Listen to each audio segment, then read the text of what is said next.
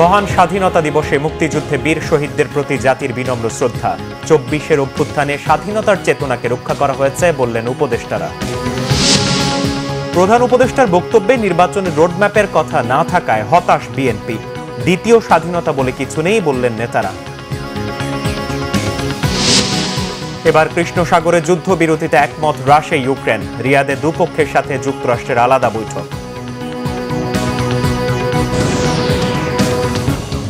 দেখছিলেন crown cement সংবাদ শিরোনাম।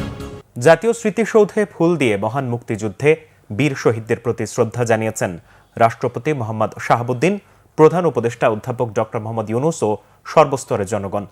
শ্রদ্ধা নিবেদন শেষে উপদেষ্টারা বলেন, ২৪-এর গণ অভ্যুত্থানে স্বাধীনতার চেতনাকে রক্ষা করা হয়েছে। সরকারের সীমিত সময়ের মধ্যেই জুলাই হত্যাকাণ্ডের কিছু মামলার রায় দেওয়ার চেষ্টা করা হবে বলে জানান তারা। জাহাঙ্গীর আকন্দের রিপোর্ট, ক্যামেরায় ছিলেন KZ সোহেল।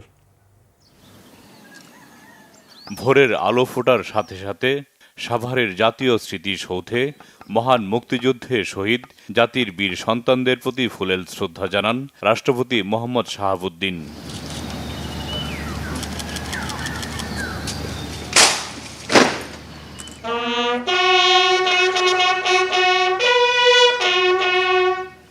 এরপর মহান মুক্তিযুদ্ধের বীর সেনানীদের প্রতি শ্রদ্ধা জানাতে জাতীয় স্মৃতিসৌধে আসেন প্রধান উপদেষ্টা অধ্যাপক ডক্টর মোহাম্মদ ইউনূস। শ্রদ্ধা নিবেদন শেষে কিছু সময় সেখানে নীরবে দাঁড়িয়ে থাকেন প্রধান উপদেষ্টা।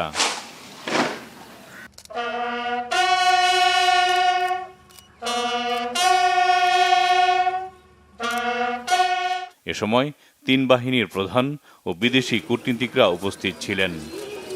পরে জাতীয় স্মৃতিসৌধে রাখা পরিদর্শন বইতে স্বাক্ষর করেন প্রধান উপদেষ্টা ডক্টর মোহাম্মদ ইউনূস।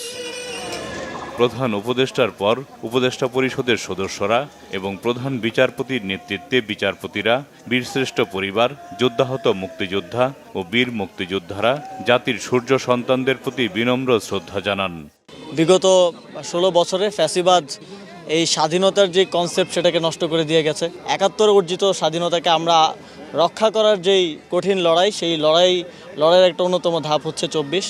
ব্যক্তি স্বার্থের ঊর্ধ্বে উঠে জাতীয় স্বার্থে রাজনৈতিক দলগুলোকে একসাথে কাজ করার আহ্বান জানান উপদেষ্টারা।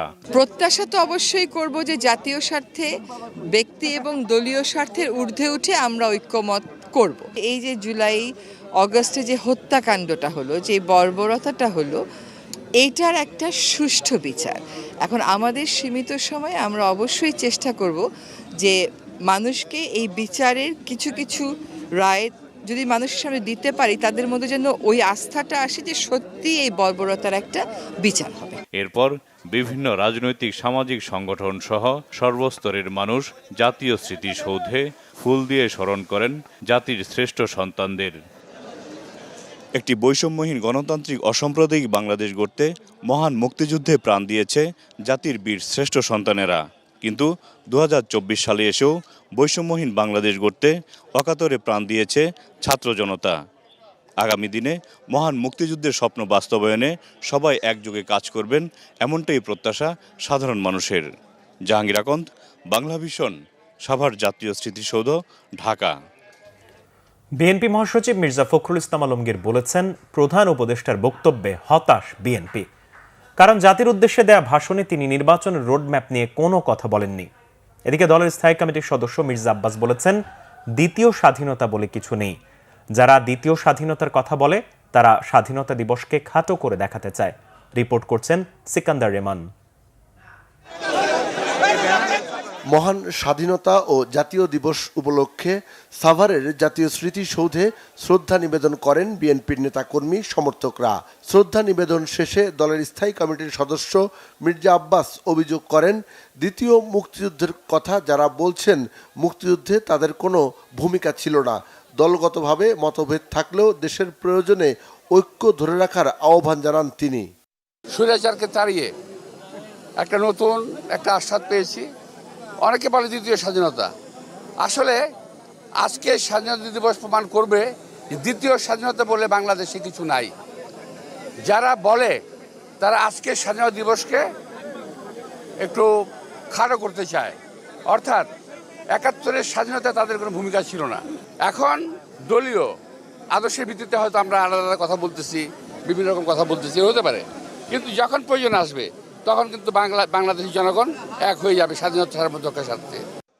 এদিকে মহান স্বাধীনতা দিবস উপলক্ষে শহীদ রাষ্ট্রপতি জিয়াউর রহমানের মাজারে শ্রদ্ধা জানান বিএনপি নেতা কর্মীরা।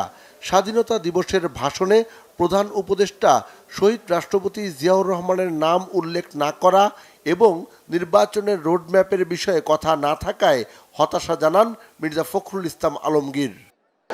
আমি অত্যন্ত হতাশ হয়েছি যে গতকাল প্রধান উপদেষ্টা যে বক্তব্য রেখেছেন সেই বক্তব্যে তিনি সেই রোড ম্যাপের কথা বলেন। আমরা হতাশ হয়েছি যে তার বক্তব্যের মধ্যে তিনি স্বাধীনতার ঘোষক শহীদ প্রেসিডেন্ট জিয়া রহমান বীর মুক্তিযোদ্ধা বীর উত্তমের নাম একবার উচ্চারণ করেন, অথচ এটাই ছিল ইতিহাস।